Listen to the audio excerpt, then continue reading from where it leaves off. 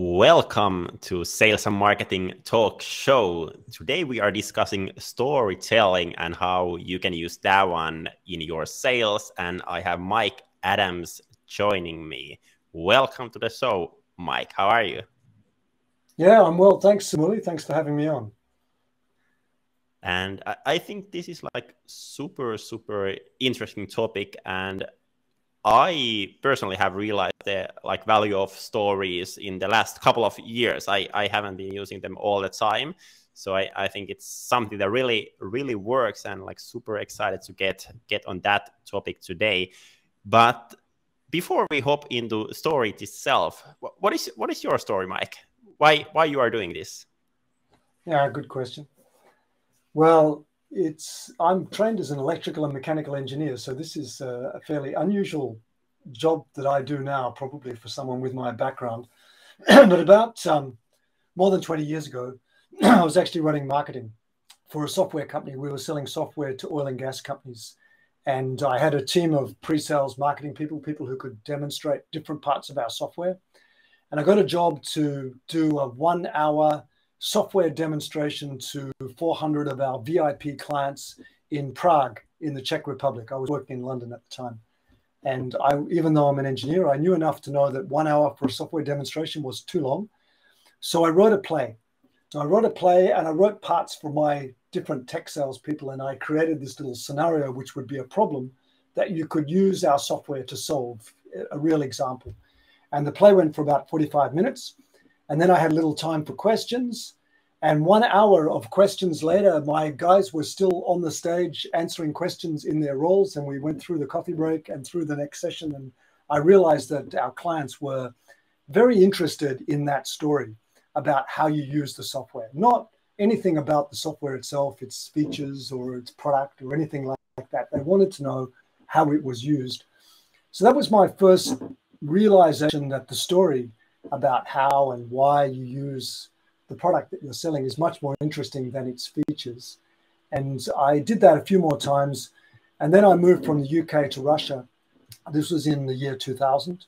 I was working in Moscow, and the Russian oil companies didn't know our company. The company I was working for was Schlumberger. It's the world's largest service company in the oil and gas industry. But the Russians didn't know our company because the Russian oil business had been completely separate from the rest of the world. And you know that because you're in Finland, and Finland knows very well how Russia used to be.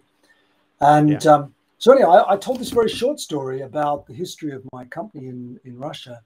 And Schlumberger had gone into Russia in the late 1920s with very special technology that told the oil companies where the oil is in an oil well. And the Russians were the first to realize the importance of that invention. And so this very small French startup company got its first start in Russia. And then in 1933, Stalin nationalized Schlumberger, which means stole all the equipment and executed our country manager and kicked the whole company out of the Soviet Union, which is a very bad development for an entrepreneurial company. But fortunately, Schlumberger had also started working in the US and became a multi-billion-dollar business. Today, they have revenues around $30 billion. But I told the story of them going back into Russia. And my Russian clients were very interested in that story. In fact, I told the story one day to one client, and I visited another client the next day, and they told me my story. So that's how I realized that the story was traveling around the clients and was doing work. And good stories travel. They do work on their own because people retell your stories. And so then I started noticing stories and got to use them. And nothing very special about my sales career, Salumi, other than the fact that I jumped from industry to industry. When I came back to Australia, I couldn't work in oil and gas. So I got a job in telecommunications industry selling mobile network equipment to our biggest operator here in Australia. That was for Siemens. And I used to joke to my friends that I was perfect for the job, except I didn't know anything about mobile network equipment or my client or Siemens, apart from that, all good. But I did know enough to look for good stories and to ask questions about why the clients used our technology. And I was successful. And then that became Nokia Siemens, which is a company you might know well. And then the company now is Nokia. And 2015, I quit working for large companies. I actually changed industry 5 times.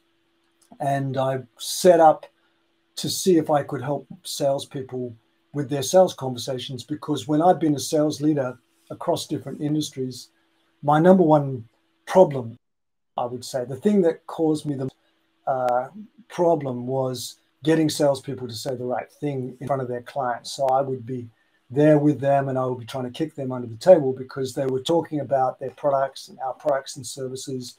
They were not really connecting well with the client, and they were not really hearing the client's story. And we tell stories to get stories. That's the reason we tell stories. So that's what I tried to do when I set up in 2015. And I did that by creating a training course that's entirely storytelling. And I wrote this book you can see over my shoulder here, 7 Stories Every Salesperson Must Tell, in 2018. And now I work for Anecdote, which is a global business storytelling company. We have about 60 partners around the world, and our program translated into lots of languages, but not Finnish, I'm sorry to say. But one of our clients is I think, your biggest by revenue company, which is Nokia. So I do work for Nokia globally, teaching them storytelling. Just started this year, which is fantastic. Actually, one of my objectives of being a consultant for a couple of my past companies. So yeah, so that's why I do what I do. I teach storytelling to salespeople because it's just about the only thing that works. Salespeople are uniformly of the belief that they're very good at their job. That's because buyers have to buy and they all succeed somehow. But actually, salespeople are not very good at their job mostly. Their buyers kind of tolerate them. But if they learn how to tell stories about their products, and if they learn how to say to the client, well, enough about me, what about you? Or if they tell a story about this client over here and then say, how are things going on here, and get a story back from their client, then they can learn a lot more about what's going on. They can propose the right thing, and they can build relationships that really last. And that's been my experience in selling, is that when you connect properly with stories, then you build really strong business relationships and you sell the right thing in the right way. Yeah, so that's why I do what I do. It's very enjoyable. I work with some of the world's largest companies all over the world. And since the coronavirus hit in March last year, I do that all from my garage office. So I don't have to go anywhere. I just work tomorrow morning, I think, first thing with Latin America. And then I'm working with a company from Australia. And then in the evening, I'm working with a company in Singapore. So it's fantastic. Yeah. And I really think that stories do work. And I still remember, I think it was the first day when I started at Advanced B2B, and our founders sat me down and they told me the founding story of the Advanced B2B. And then they asked me to take notes, and after that one, tell them that story. And then I got feedback, and then I did it again. Then I got feedback, then I did it again. And I think that is still a story that I use basically on every sales meeting. And I think that's a great point you mentioned there, that like how to get all of the salespeople to share the same thing with the client, not talk about your product, but rather the stories. And I think like stories are easy to remember. Like you might be forgetting facts about your products or something like that, but if there is a story that you are telling all the time, I think those really work. Yeah, well, I think you were very fortunate that you had founders that already knew to tell you the story and to make sure that you could tell the story. My experience is that with every successful business, every business that does well, and your business is doing well, there's a storyteller there somewhere in the founding. You know, one of the founders is a storyteller, at least. Often they don't realize it. They don't know they're doing it. And often their staff are rolling their eyes because they heard those stories so many times. But their clients, of course, they're hearing it for the first time, and they have a huge impact. And if you have leaders like that that realize how important stories are and make sure that you can tell it, it's a huge advantage, I think. Most companies don't have that. I didn't have that with any of the companies that I went to, that the stories were prepared. I had to go and find them myself. Yeah, I agree on that one. And that actually has been something that I haven't come across before this one. So super grateful for that one. But hey, let's hop into the like framework that you are talking. So the 7 stories. Yeah. And basically, in short, if we go just quickly through them, there is the personal connection story, there is a key staff story, company foundation story, insight stories, success stories, values stories, and negotiation stories. But let's go them through one by one. And the first one being the personal connection story. And I personally think that this is super important, because still, even if you are doing like a B2B business, from business to business, people are still, even though they are buying from the business, they are still like buying from you as a sales person. So I think this is super crucial. But like, what makes a good like personal connection story? Well, maybe I'll back up just a little bit for a minute and just make sure that your listeners know what a story is, because we shouldn't make that assumption. A lot of people talk about stories as a kind of fashionable thing to talk about these days. When my company started in 2004, you couldn't mention the word story because everybody thought that was for children and it's not businesslike to tell stories. Now, a lot of people say the word story, but a lot of people don't understand what exactly a story is. So stories are about something that happened in a time and place. They're a sequence of events. This happened, and because of that, this happened, and because of that, this happened. And from the story, from the sequence, we can get some meaning. I remember one of my clients sent me a white paper from one of the world's largest consulting companies. I won't name them because it's embarrassing for them. But the title of the paper was The Importance of Storytelling for Tech Sales. And it was 11 pages long. It had no story in it at all. It just had a lot of assertions and opinion from the consulting company. And so the author has thought story is important, but they haven't thought that it would be a good idea to use a story in their white paper, which makes me think they probably don't understand what a story is. So a story is something that happened. We tell true stories in business. We don't tell fairy tales. So we tell them in a time and place, something that actually happened that passes meaning. And usually stories are about people because the listeners are interested in people, right? So I told you a personal connection story right at the beginning. I told you how I got into storytelling and what happened to me and why I do what I do. That story was probably about 3.5 minutes long, which is a little bit longer than we would tell in a first meeting with a client, because we're talking about ourselves, but this is a podcast, so I can spend a bit more time to explain. But still, the purpose of that story is the same. The purpose is to show you a little bit about my character, who am I, and that I'm credible. I know something about storytelling, and I know something about sales. I've been doing it for a while.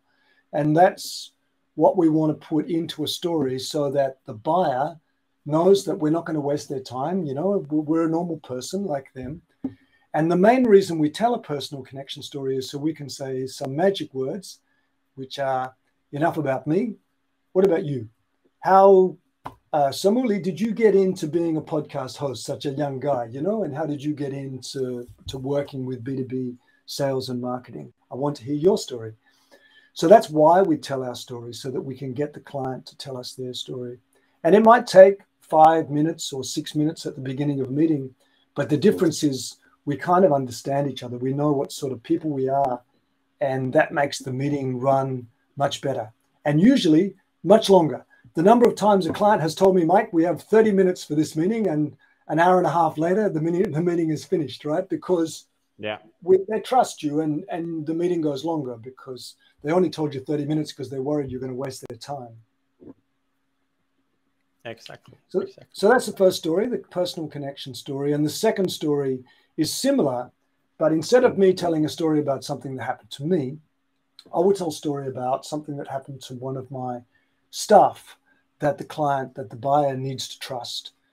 When I worked with Siemens back in about 2006, I was trying to sell a prepaid charging system to one of the big telecommunications companies in Australia. And I was concerned because, we didn't have that technology in Australia. We had no technical experts in that technology, and I didn't know anything about it either. And we won the deal. And I went and saw the CTO after we won, and I was pretty surprised that we won. And I asked him, how come you bought from us? And he said, Vun Tat Chung, your technical guy out of Singapore was brilliant. He understood exactly what we needed, and I trusted him. And even though your competitor here, some Swedish company, has all of the experts in Australia, I trusted your guy. And I thought about that for a while. I thought, okay, not my good selling. But then I did remember that I had told a story about this guy, Vun Tat, before I brought him from Singapore. I told the client, we're going to bring our best guy from Singapore because he's just finished working on the largest prepaid charging system in the world for one of the biggest Indonesian companies. And this guy designed that system, and he's perfect for what you want because it's very similar to some of the requirements you have. So I told that little story about him before he came from Singapore, and the client already trusted him and already thought, okay, this is the guy I need to work with. So you see, being able to tell a story about your colleagues, maybe even about your CEO or your head of customer service or your customer success manager. This is really important because the client will sense that you are a credible company, that you have strong people backing up the business. So that's super important.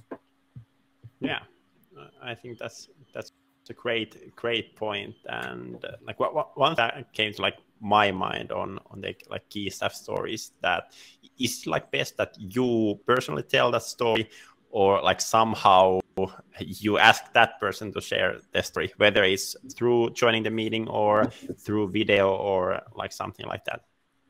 So in the example I gave you, I told my technical guy's story before he came to Australia, so before the client got to meet them. Now imagine we are meeting for the first time and I haven't told the story, we're meeting together. Then I still might tell that person's story because maybe he's not very accomplished at telling his own story, but also because we can brag a little bit about the other person. We can't brag about ourselves.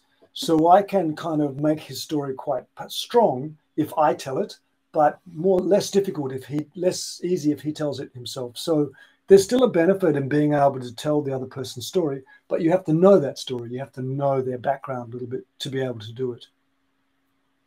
Yeah. Sounds good. But then after the key staff story is the like company foundation story. And actually here I would like to try something a bit different. I can try to share our company story in short time, and then you can like share your thoughts on like, is it missing some kind of pieces or sure. So. And maybe just for a background, we are a B2B growth marketing agency working with SaaS companies. And basically what our founding story is that like in order to understand like how we can help you, it would be great to understand like how a company called Advanced B2B was founded. And actually 10 years ago, our founders Paavo and Mikko used to work for a SaaS company called Snoopy.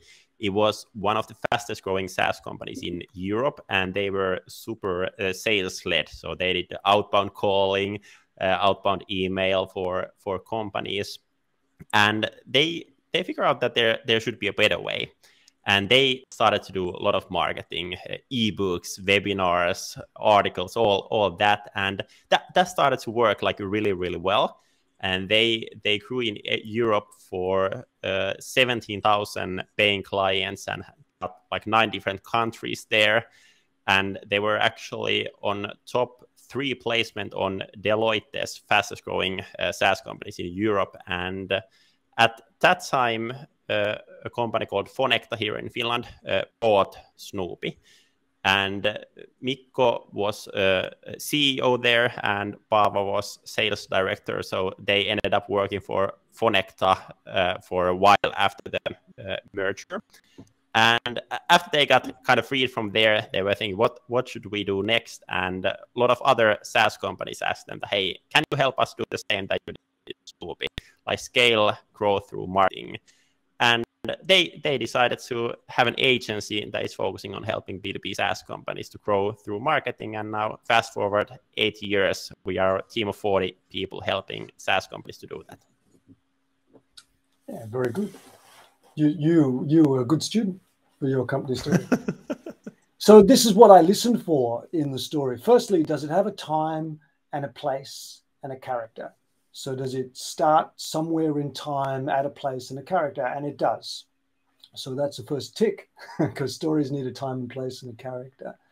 And then I'm listening for what we call moments, some things that draw us in and where we can imagine ourselves in the story. And very often conversation is a moment. So when your other client said, hey, can you come and do the same thing for us? This is conversation, and we can imagine ourselves there in the story. The other thing I look for in stories is usually some kind of up and down, because the story that says, you know, we started this company and we grew and everything was brilliant is kind of a boring story. Like usually, usually some things go wrong.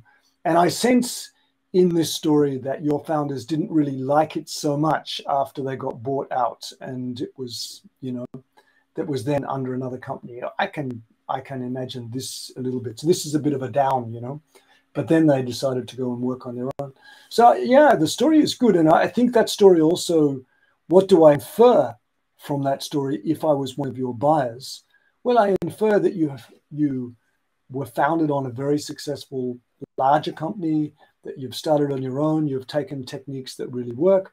And it's not easy to build up from 0 to 40 people. So that's already pretty impressive. So I infer that you're probably pretty good at what you do, which is what you would like someone to infer from your company story. And the only thing I would say to maybe, you know, to make it better is, can we make it shorter? And usually that's just entirely how often you tell it. If you're quite practiced at telling the story, you can usually get it to like a minute, maybe a minute, 20 seconds. And this is probably the most that you want to spend on a company story, because you're sort of talking about your company. And the client may already have researched your company, so they might already know that stuff. So yeah, so like you have to kind of have a guess at whether it's likely they know already, or they might have asked you, you know, how did you guys get into this business? And then you're ready to tell that story. So yeah, so that's my coaching. So good job. Yeah, thank you. And I think the timing is great point. And actually what I think, and for example, for the foundation story, I actually got kind of 3 versions. I have the super short one. I would say that one was the middle one, and then like have the long one as well. Because for example, in this story, I left out still like many details and like other things, but I think it is good for stories to have kind of the like different variations of time depending like where you are and like how much time do you have for the story. Do you agree on that one? Yeah, I definitely do agree. And the company foundation story, generally I'm telling it if I have a very special reason to tell it, or if I'm asked. Usually I will probably tell a personal connection story first up. It's just to personally get connected. Yeah, so those 3 stories, the personal connection story, the key staff story, and the company story, these are what we call, they're all connection stories, and they're all designed to help make a connection with the buyer and to build trust. So we want the buyer to get a trusting idea about us. You know, they can trust that we know what we're doing. We're credible and we've done this before, and they can trust us. So that's that purpose. But then, of course, the next job is to sell something. So for sure they trust you, but we would like to sell something, right? And selling is all about change. We need a buyer to change, because we don't have anything to sell if they're not changing. And in order for us to talk about change, we need to get into a deep conversation. We need to understand their situation. If what your buyer would like to buy could be researched on the internet, and you could download a white paper and you could find out everything and you could just buy it, then of course no salesperson required, right? So I'm going to assume that your listeners need to consult. They need to understand the buyer's situation, and they need to work out what's the right thing to sell, or whether even they could sell anything. Maybe they can't. So the first story to understand is what we call a success story. If your company has been in business for, you know, any length of time, then you have had some successes. And the most interesting story to talk about change with your buyer is to tell a story of another client that's in their situation that succeeded with what you do. And these we should prepare. Now, a lot of people think that these are case studies, but a case study is something different. So case study is what marketing departments do, and they take a successful situation and they anonymize it so that you can't figure out usually who the client is or who the people were. And they often write it in a sort of 3-part structure. And the parts are like this. Here was our other client in a big mess. We came in and provided this solution and fixed it. And now the result, everything fantastic. And this story doesn't sell. This story is not believable, but more importantly, your new buyer, your prospect, they can't see themselves in that story because that's a story of vendor success. We have to tell the story of your other client's success. So we have to start with them, and we have to make that person, the other person in your other client, we have to make that person the hero of your story. So we teach this in 6 parts. So the first part is to just explain to us about that person in that company and then what's going wrong. What's the challenge they're facing? Now tell us how they met your company. What was the circumstances that you met? Was it a tender? Were you working for them on another project? Did they find you on your website? Whatever. However they met your company is interesting to your buyer, to your new buyer. Then talk about a plan that you worked on together. How did you plan and work together? Now, in this description, you can explain actually how you do your exploration. And then what did they not want? What were their concerns? What were their objections? What were the things they were worried about? And then how did you succeed? How did they succeed and how did they personally succeed? And what happened to them personally through this? So now you're telling a story of one of your clients and how they transformed their business and themselves. And that's a very interesting story for your buyer. Should I give you an example? Yeah, that would be great. Okay. So there's a lady, Kathy, she runs organization development, leadership development for one of the world's largest IT consulting companies, US company. And she trains between 500 and 800 director level leaders on a 1-year program every year, rolling 1-year program. And at the end of that training, they do a project in teams, 5 to 8 people in teams on a kind of a new technology area. And then the groups all fly to the headquarters in the US and they present their projects. And Kathy was sitting next to the managing partner in one of these presentations. And he turned to her at the end and said, "That was terrible. Is that how we present to our clients? That was absolutely boring. We have to fix this. We cannot present like that." Now I told you the first 2 parts. I told you about the company and I told you about Kathy and her problem. Now, Kathy had been working with Anecdote with the senior partners for some time on leadership storytelling. So she contacted our managing director, Mark, and he happened to be in the US, but he was on the West Coast and she's in New York. And she told him the problem and he said, "I would like to meet you." And she said, "You only have 30 minutes. But anyway, Mark flew to New York for a 30-minute meeting. And 90 minutes later, they had a plan. So Mark said, what we do, because we're coming up to the next one, what we'll do is we'll run a series of webinars. This is in 2019, so before COVID. And Kathy said, "Don't know about webinars. Don't think our people will follow them because they're going to be 2-hour webinars." And so they talked through how to make those very interesting. And then they said, "We will use our global partner network to train your people where they are. So we'll use our partners in Europe and South America and North America and Australia, APAC, and they'll train your guys and we'll train them to deliver their projects without using PowerPoint." And a couple of months later in the US headquarters, 500 of those people delivered their projects without PowerPoint. And the managing partner said to Kathy, "This is much better. This is how our people need to present, much more interesting." Kathy is still doing that job, actually. That's the job she loves. So she's doing the global leadership development still using storytelling. So you see, this story takes a little bit longer because it has more events in it. So we have the events leading up to the problem, and then how did they meet our company? How did we work on a plan? What did the client not want? What were they worried about? And then how did it succeed?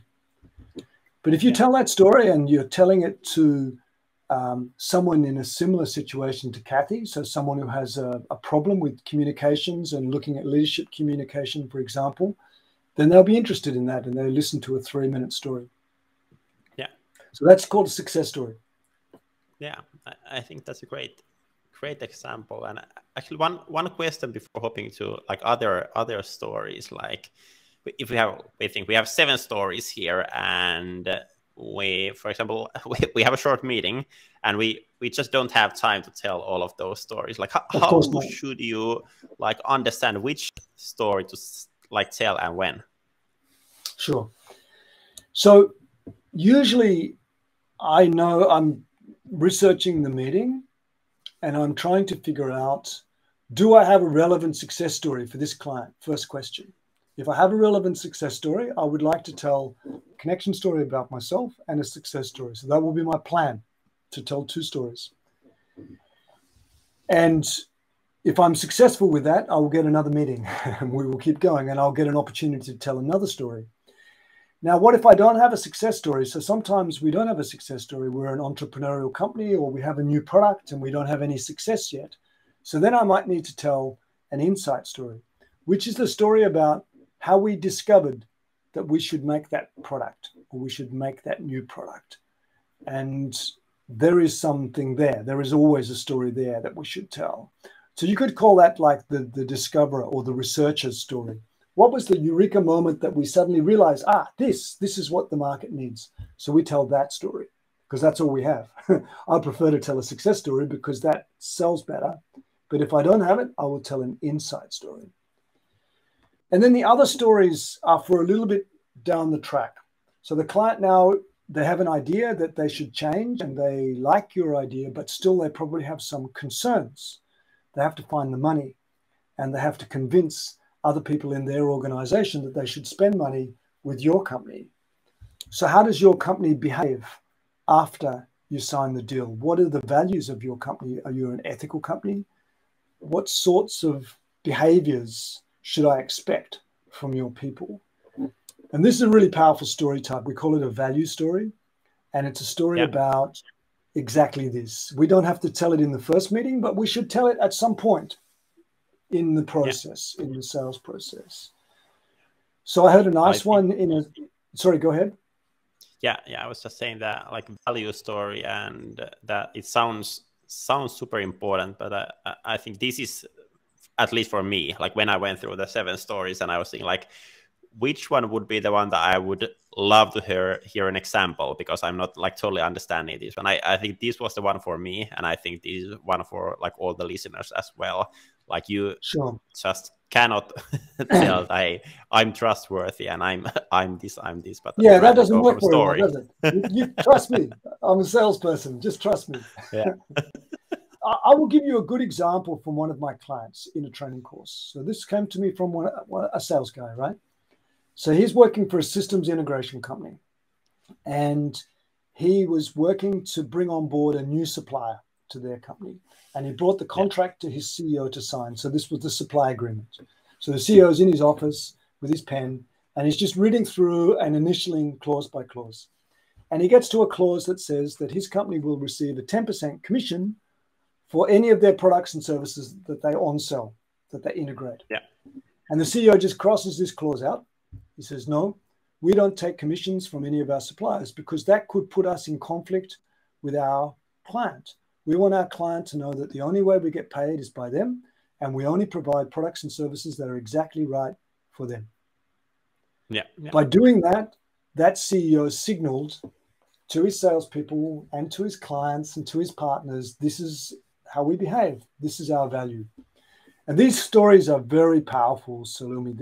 These ones are, they get told and they get retold, and they're powerful for your own staff to hear them, for your partners to hear them, maybe even your shareholders, but also, of course, for your buyers.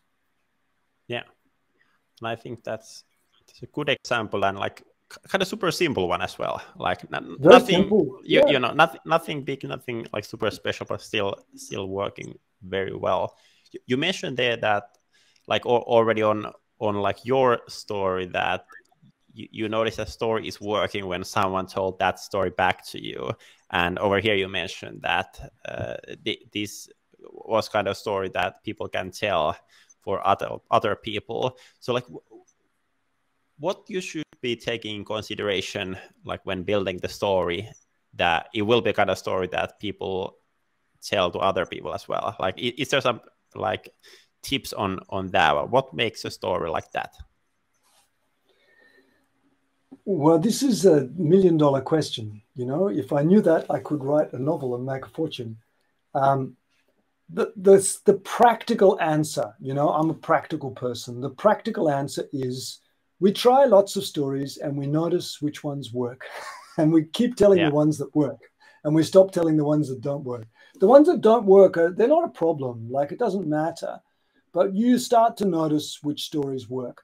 Now, that story that I told you about the CEO and the contract, I've told that story maybe 100 times. And I've told it to my other clients. And so this story has traveled all over the world, right? So it's a good story, right? But it's a pretty simple story, like you said, but it demonstrates the right behavior. And that's why people like it, because people like fairness and they like people to behave the right way. They like to know that you will behave the right way. And so, yeah, so that's, but there isn't really, you know, I could give you a little bit of theory about what makes a fantastic story, but really you try the different stories and see which ones work. I could just say one thing, which is that good stories are about people who have to make an important decision. So in that example, the CEO could have taken the 10% commission, right? Probably there was some money to be made right there by signing that contract, but he chose not to. So he made a decision that his values were more important than making money right now. It turns out that humans cannot make a decision without reference to our emotions. So a decision for a human is a decision to feel good into the future. So when we make a decision, we reference our emotional memory, which sits above our eyes here in the frontal cortex. And we kind of predict how we will feel when we make that decision. And if we don't feel good, we don't make the decision. So a decision, like by definition, is an emotional decision. And when we hear a story about someone making a decision, we can imagine how they're feeling. So that's how stories pass emotion. So, you know, the stories I've been telling pass facts. They tell you what happened, but they also pass emotion, because when people make decisions in stories, we use our own neocortex to imagine, what if I was making that decision? How would I feel? And that's how we feel emotions in stories. It's kind of the only way you can pass emotions really in business meetings without losing your temper or something like that, right? You can pass emotions in stories just by telling stories about people making important decisions, and the emotion comes through. Yeah, makes sense. Hey, then lastly, you talk about negotiation stories. What?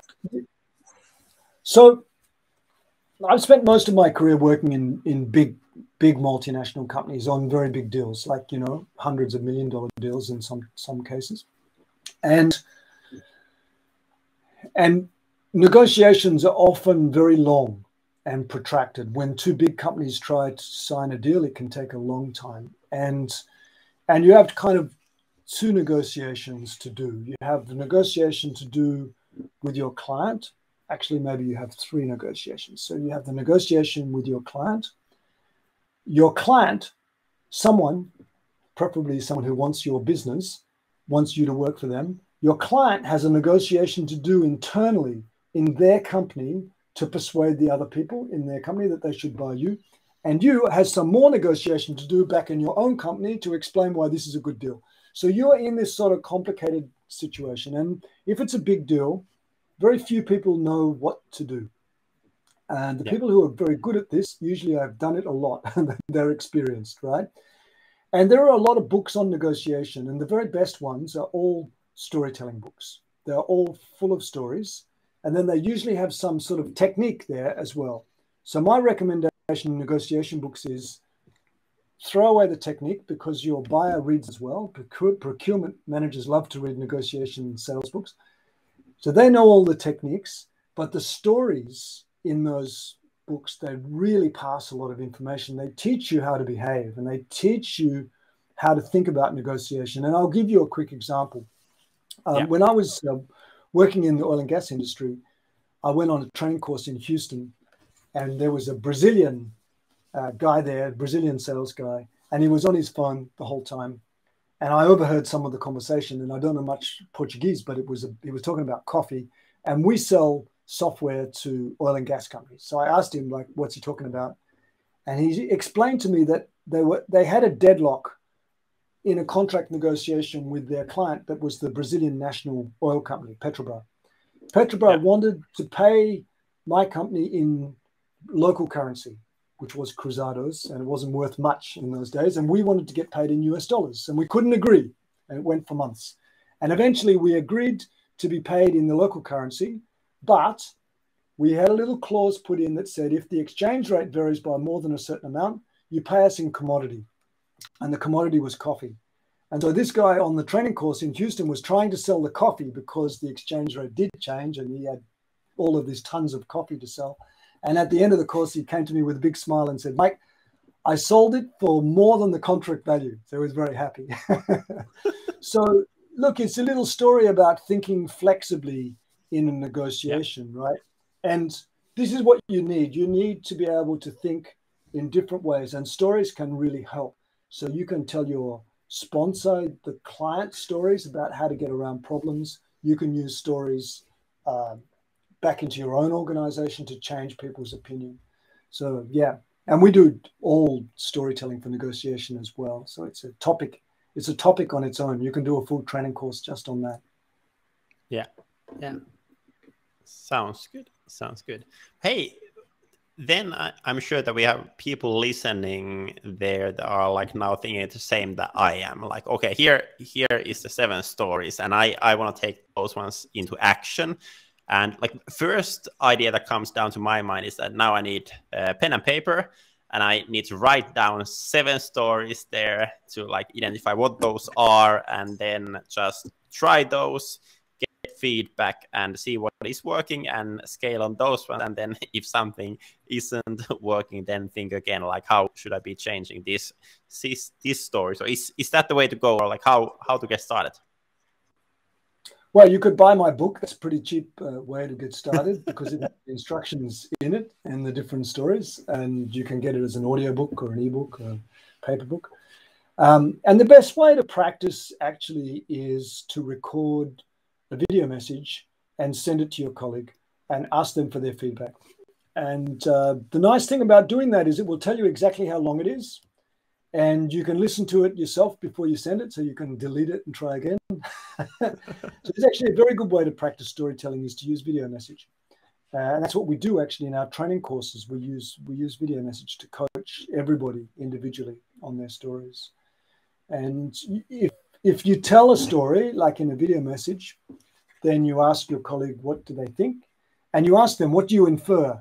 What do you get from this more than what I just said? Because we normally infer a lot more than what was said in a story. So yeah.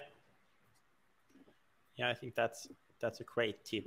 You mentioned there that you are telling some stories because they are working, but how do you know that the story is working? Like, is it the sales that you are getting, or is it the smile on people's faces, or is it the feedback that you are getting? Like, how do you know that the story is working? A really good indication that your story is working is that your client starts telling you stories. And this is such a beautiful thing because now you start to understand what's happening in their world. You just feel a connection and they start to tell you stories. So this is probably the best test that it's working. And I told the story about Mark, our managing director, and he went all the way to New York for a 30-minute meeting and it went for 90 minutes. This is another good indication that your stories are working because your meetings go longer, because you kind of forget about time when you're listening to a story because it's interesting, right? And most of the time we don't tell stories. So most of the time our business is not very interesting. It's very boring. People like to show very boring PowerPoint presentations, which I tend to tell my salespeople not to show at all. So. Yeah. Yeah, makes sense. Makes sense. And actually, so that the story of this sales and marketing talk show like continues as well. I always have this point in end of every interview where I have a question from my previous guest to you, and then you have the chance to ask a question for my next guest. And we actually covered a bit already on this topic on my last episode. I have Richard Harris joining me. And with Richard, we talked about what are the best questions to ask in sales, when to ask them, how to get the permission on that one. And when Richard heard that I'm talking with you about storytelling, Richard's question actually for you is that how to get customer to share their story before telling your story.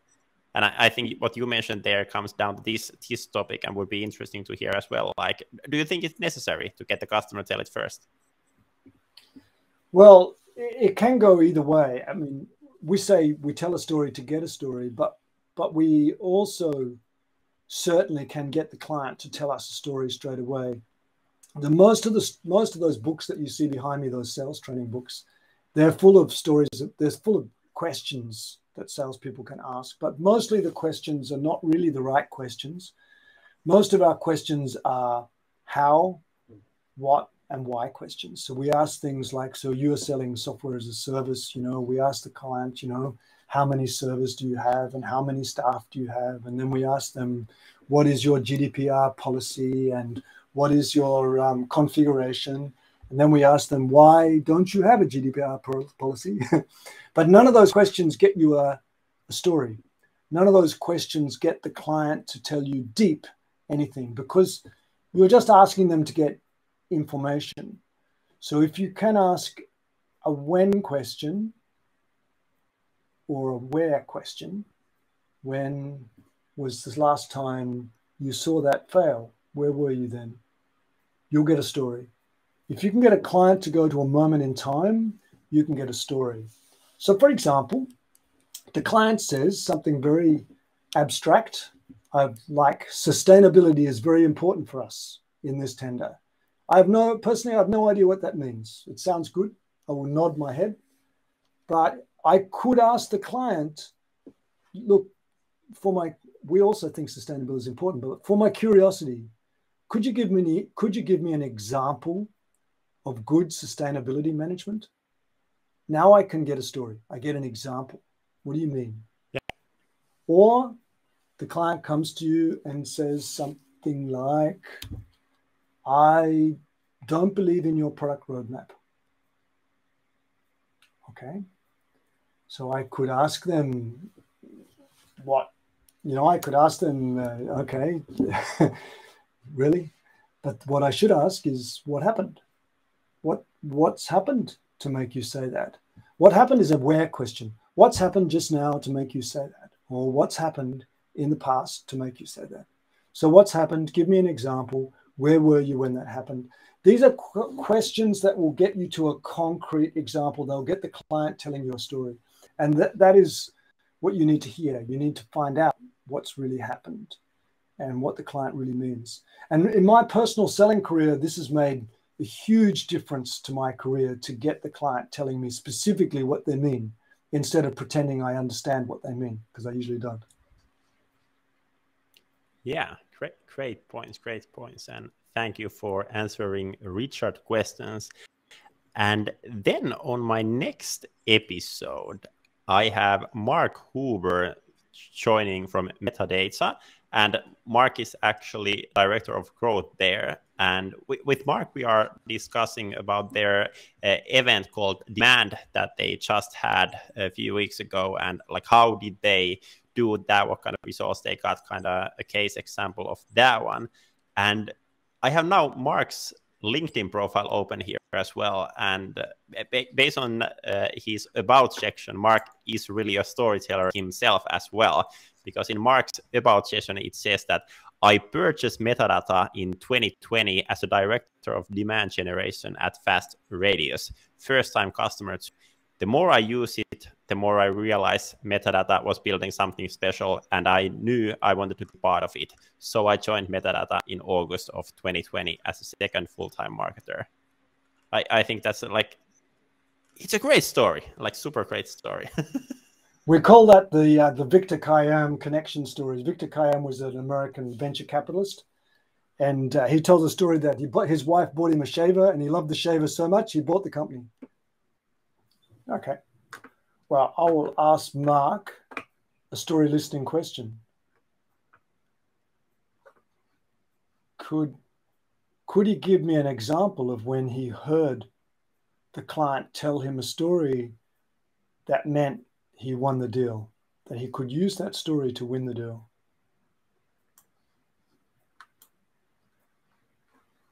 That's an interesting question. I think it will, I will need to send that one to Mark before the interview as well, so he can be thinking of that one, because I think it's a hard one, but hard ones are nice ones for sure. Yeah. It's great. It's great.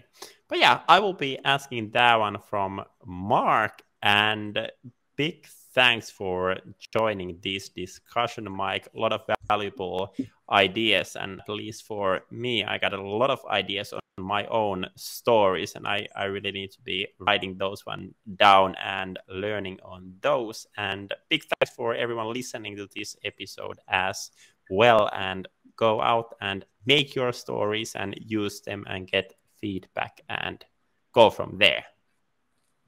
Yeah, and if you're in a sales team, then collect your stories as a team. One of the things I really noticed when I was joining new industries, but if you have to find the stories yourself, it's slow. But if you work as a team and you collect stories and share them, then it's much faster to bring on new salespeople, and it really helps each other as well. So don't just think about a story as a personal thing. It's something you can share in your team and work out which ones work the best. Yeah, that's a great tip. Thank you for sharing that one. And have a great week, everyone. And bye-bye. Thanks very much, Samuli.